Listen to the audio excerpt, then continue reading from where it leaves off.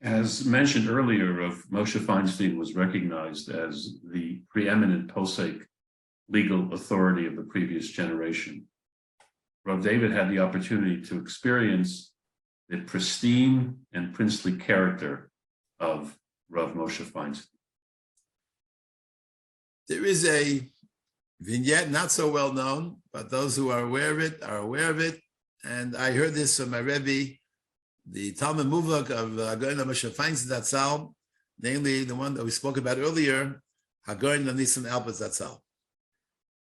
A great Gadol Torah decided to publish a sefer where he essentially disagreed with several hundred of the shells and chuvas of Rav Moshe Feinstein and Igros Moshe.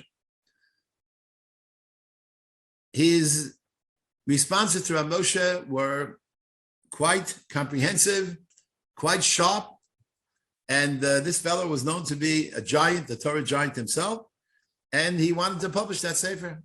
He decided to go to the same publisher, whose name was Balshin. Balshin Publishing was the one who put out the Psalm of the Igros Moshe, and he went to him and said, I would like you to publish this sefer, and the name of the sefer was similar to that of the Igros Moshe, slightly different. It was a response to the Chuvas of Rav Moshe Feinstein. And he said to him, I want you to publish it using the same font and essentially the same, more or less, binding and the same color, almost identical to the Igros Moshe, except the name was slightly different. Okay, the fellow opens up the galleys of the Sefer, and he sees in the galleys of the Sefer that this fellow takes issue with Rav Moshe Feinstein and literally, but he then, after beginning to read, his face turns white and he's in a state of complete shock, almost a catatonic shock that hit him. The language that this author used when he argues with Rav Moshe was very inappropriate. He literally derides Rav Moshe and uses language which is completely unconscionable to describe another Gadol Torah. When you disagree with someone, of course you could disagree. Rav Moshe writes in the Akdama to his Chuvas, anyone who's examined the sources of the sugyas carefully can disagree with me. I don't claim to be the last word on anything. This fellow disagreed with him in a very logical kind of way and based on sources. However, he describes Rav Moshe in terminology that's absolutely almost inexplicable. The fellow Balshin then tells him, I can't publish a sefer. I can't publish a sefer that unfortunately speaks in a fashion of Agdol Yisrael that's absolutely irreverent, inappropriate, unfounded, unconscionable. I can't do it. The fellow said, no, I want you to publish it. And he begins to press him, and he begins to insist that he publish the sefer. So at the end, Balshin says, okay, let's ask a shaila of one of the Gdolei Ador. So Balshin's Rebbe happens to be the guy, the Igros Moshe, Rav Moshe Feinstein. He lives on the Lower East Side. Rav Moshe lives on the Lower East Side. They both go to the Gaon Rav Moshe Feinstein, or actually he went, I think, by himself to the Gaon Rav Moshe Feinstein. Rav Moshe then looks at the galleys, no expression. He's expressionless. He examines the number of the chuvas. Undoubtedly, he saw the language that was inappropriate, and he says to Balshin, why does he want to publish this sefer? He said, Rebbe, he needs parnasa. And perhaps the sefer will bring him parnasa. So Rav Moshe said, parnasa, publish the sefer. Immediately publish it.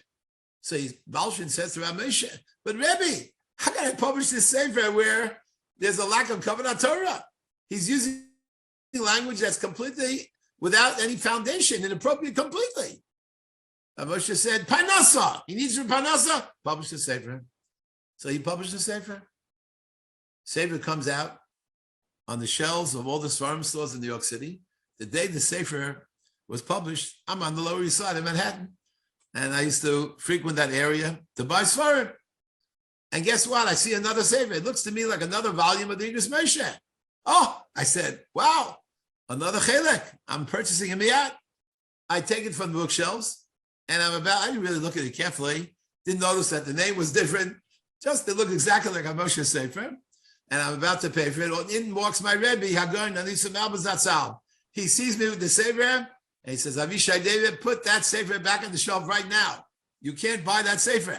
I said, Rebbe, why not? You can't buy it. It's inappropriate. You cannot buy the sefer. Okay. I grew up in a family that we are very respectful of Gedolei Ador, of Talmidei Chachamim, of all human beings. My Rabbi said, I can't buy the Sefer, so I didn't buy the Sefer. The next day, the Sefer was put in Cherem. The author was ostracized. The Sefer disappeared from all the shelves of all the bookstores everywhere. And the Machaber of the Sefer, who was a giant, the Torah giant himself, a survivor of the Holocaust, unfortunately and tragically, lost his parnasa entirely. He was Rosh Yeshiva of renown, and he was in that situation. A few months later, he was offered another position. But they told him, if you want the position, you have to bring an imprimatur from the Gedolei Ador.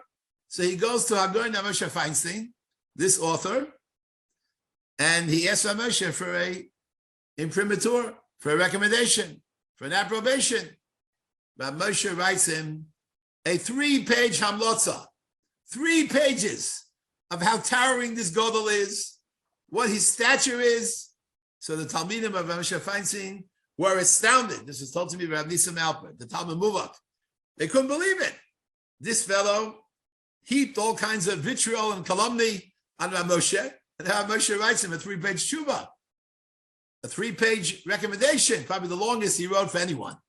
So Rav Moshe Feinstein explained to them what happened. Yes, I agreed to the Sefer could be published. The fellow needed it for Parnasa. I was not happy about the language that he used about me at all. I found it to be very unbecoming and very uncharacteristic of Gedolim B'Torah. But I said, Parnasa, I have to publish the Sefer. That night, when I went home, and before I was about to go to sleep, I said, Kriyash Malamita, Hineni Mochel, I am Mochel to anyone who's mitzayer me, Shehiknid Osi, anyone who caused me tsar and anguish, and even anyone who may have heaped all types of scorn and scoffing, and I was Mochel him entirely. But a few months later now, and now the Sefer and the author comes to me for a hamlotza, I said to myself, maybe there might be some Tina Belibi negdo.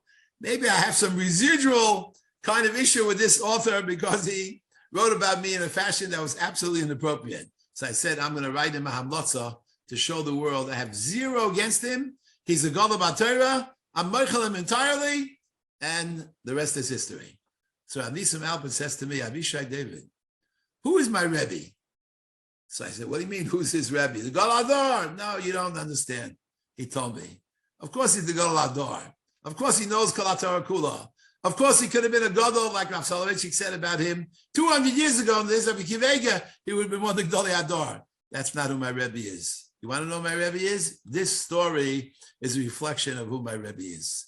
My Rebbe is someone whose character is impeccable, who's a Malach Hashem Tzvokos, an angel. Only an angel could behave in this kind of a fashion. That's who the Gedolei Ador is.